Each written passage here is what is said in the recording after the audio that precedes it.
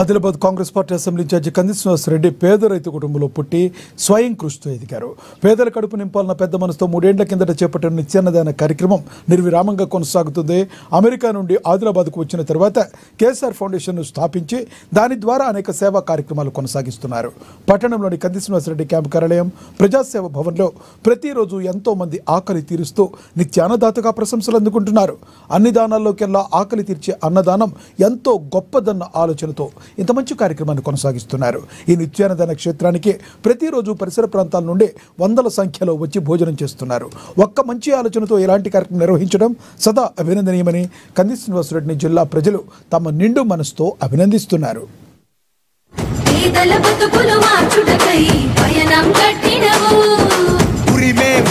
నిలిచినవో